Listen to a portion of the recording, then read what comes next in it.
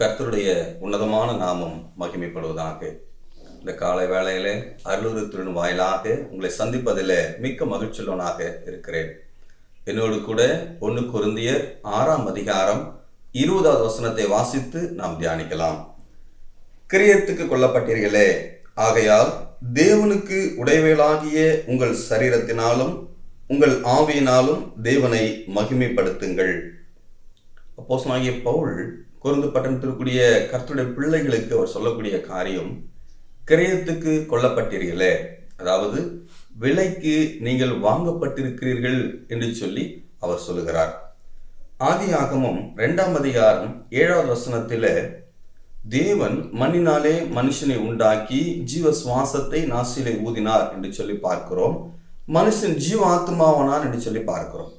மனிதனை உண்டாக்கினவர் அவர்தான். மனிதனை மாத்திரமல்ல, சங்கீதம் 136ஆம் சங்கீதம் 5வது வசனத்திலிருந்து 9வது வசனம் மட்டுமாய் பார்க்கும் பொழுது அந்த பகுதியில வாசிக்கிறேன். வானங்களை ஞானமாய் உண்டாக்கினவரை துதியுங்கள், அவர் கிருபை என்றும் உள்ளது. தண்ணீர்களுக்கு மேலே பூமியை பரப்பினவரை துதியுங்கள், அவர் கிருபை என்றும் உள்ளது. பெரிய சுடர்களை உண்டாக்கினவரை துதியுங்கள், அவர் கிருபை என்றும் உள்ளது. பகலில் ஆள சூரியனை படைத்தவரை துதியுங்கள், அவர் கிருபை என்றும் உள்ளது. இரவில் ஆள சந்திரனையும் நட்சத்திரங்களையும் படைத்தவரை துதியுங்கள், அவர் கிருபை என்றும் உள்ளது என்று சொல்லி பார்க்கிறோம். நாம் பார்க்கக்கூடிய வானங்கள், இயற்கைகள், சூரியன், சந்திரன் எல்லாவற்றையும் அவர் படைத்தார். மனிதனையும் அவர்தான் படைத்தார். ஆனாலும் இந்த இடத்துல பார்க்கிறோம், மனிதனை உண்டாக்கினவர் தனக்குரிய அந்த மனிதனை மீண்டுமாக அவர் வாங்கக்கூடியதை நாம் பார்க்கிறோம். என்ன காரணம் என்று சொல்லி பார்க்கும் பொழுது, ரோமர் 5ஆம் அதிகாரம் அதில் 19ஆம் வசனத்தின் முதல் பகுதியில பார்க்கும் பொழுது, அன்றியும் ஒரே மனுஷனுடைய கீழ்ப்படியாமையினாலே அநேகர் பாவிகளாக்கப்பட்டது போல, ஆதாம் பாவம் செய்ததனாலே அநேகர் பாவிகளாக்கப்பட்டிருக்கிறோம் என்று சொல்லி வேதம் தெளிவாய் சொல்கிறது. பிரியமானவர்களே, ஒருவேளை நம்முடைய வீடுகளிலே வாகனம் எல்லார் வீட்டிலும் இருக்கிறது. அந்த வாகனம் அரசாங்க சட்டத்துக்கு உட்பட்டு நாம் அதை இயக்கும் போது எந்த பிரச்சனையும் இல்லை. ஒருவேளை நாம் விபத்து ஏற்படுத்தி விடுவோம் என்று சொன்னால் காவலாளிகள் அதை என்ன செய்வார்கள், அந்த வாகனத்தை பறிமுதல் செய்து அதற்கு ஃபைன் போடுவார்கள். அப்ப நம்ம என்ன செய்ய வேண்டும், நம்முடைய சொந்த வாகனமா இருந்தாலும் அவர்கள் நியமிக்கக்கூடிய அந்த தொகையை செலுத்தி தான் அதை வாங்க வேண்டும். என்னுடைய சொந்த வாகனம் தான் அப்படின்னு சொன்னாலும் என்ன செய்ய மாட்டாங்க, கொடுக்க மாட்டார்கள். ஏன்னு சொன்னால் அது ஒரு மீறுதலுக்கு உட்பட்டு இருக்கிறது.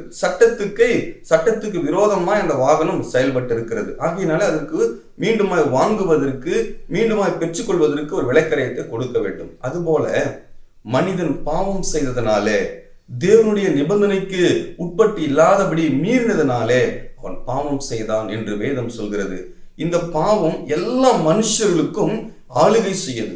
ஆகையினாலே தேவன் ஒரு விலைக்கிரயத்தை கொடுக்கிறார். இந்த மனிதர்களை மீட்கும்படியாக, தன்னுடைய சொந்த மனிதனாக, தான் சிருஷ்டித்த மனிதனாக இருந்தாலும் அவன் பாவம் செய்ததனாலே மீண்டுமாக அவனை வாங்கும்படியாக விலைக்கிரயம் கொடுக்கிறார் என்று சொல்லி பவுல் நினைவுபடுத்துகிறார். கிரயத்துக்கு கொல்லப்பட்டீர்களே, அந்த கிரயம் என்ன, அந்த விலைக்கிரயம் என்ன என்பதை மார்க் 15ஆம் அதிகாரம் 15வது வசனத்துல வாசிக்கிறோம்.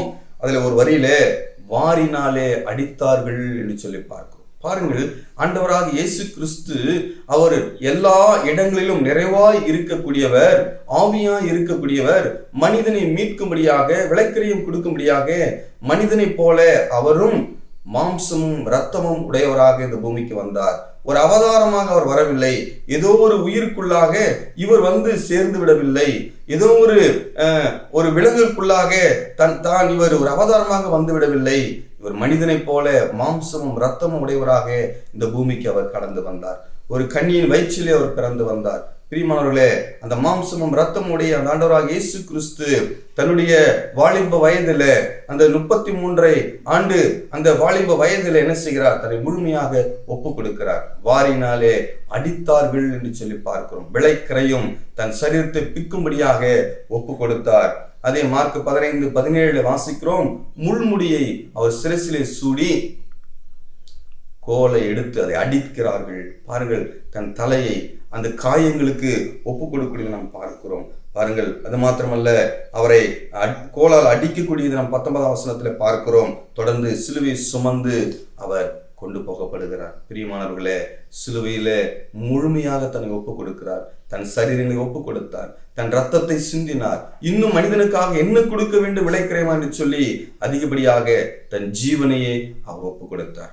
இப்படி ஒப்பு கொடுத்துதான் விலைக்கிரயமாக ஒரு மனிதனுக்கு தன்னை முழுமையாக ஒப்பு கொடுத்து அவர் வாங்கியிருக்கிறார். கர்த்தராகிய இயேசு கிறிஸ்துவை விசுவாசிக்கிறவர்கள் ஒவ்வொருவரையும் அவர் விலைக்கிரயமாக வாங்கியிருக்கிறார். ஆகையினாலே தேவனுக்கு உடையவளாகிய உங்கள் சரீரத்தினாலும் ஆவியினாலும் தேவனை மகிமைப்படுத்த வேண்டும்.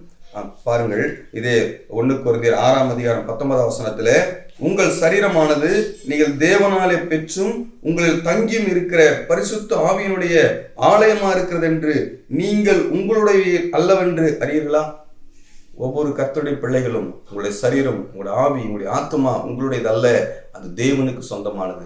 அவருக்கு சொந்தமா இருக்கக்கூடிய இந்த சரீரம், இந்த ஆவி நம்முடைய சொந்த விருப்பத்திற்கு, தேவன் விரும்பாத காரியத்திற்கு நாம் செயல்படுத்தாதபடி அவர் விரும்பத்தக்க நிலையில இந்த சரீரத்தையும் ஆவியும் பாதுகாத்துக் கொள்ள வேண்டும்.